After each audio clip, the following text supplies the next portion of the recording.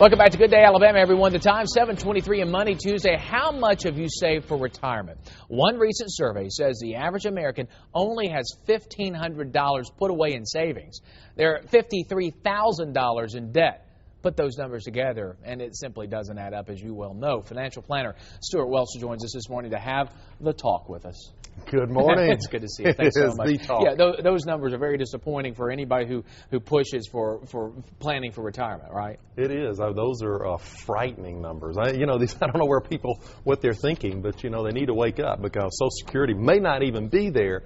But if it is, it won't be enough. Well, here's the thing also, because if you look at those numbers too, the argument you a lot of times will hear from folks is, look, think about it. I've got about $1,500 in savings. I owe about $53,000. I'm just trying to make ends meet. I don't have the money to put away for something else. How do you respond when you hear that? Well, I think that everybody has the ability to make changes, and so it is. You do what you have to do. You get a second income. You come up with a strategy for reducing expenses. You just make a decision that you're going to get it handled. And the people that make that decision are actually able to do that.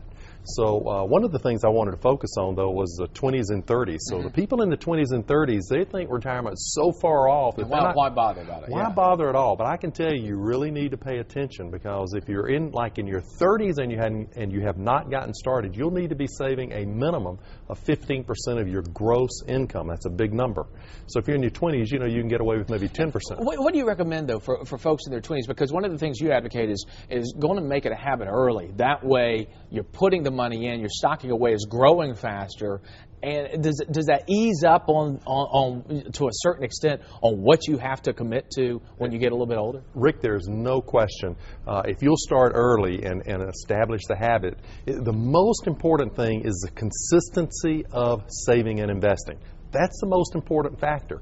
The investments matter, what you invest in matters, but the most important thing is getting started early and making sure that it's a consistent habit. If obviously you point to a 401k as one example of something you can do. Also, if you don't have access to that for some reason, you say consider an IRA or something. Or a Roth IRA. So, but now when you get into your 40s and 50s, and if you really hadn't started, you really have to pay attention. It's what I call, you need to figure out what the number is. And the number is the amount of money, the amount of capital that you're going to need to accumulate between now and retirement in order to have a retirement based on the lifestyle that you want.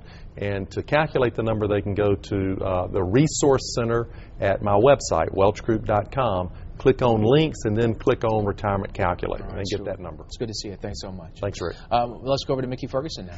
Rick, thank you so much.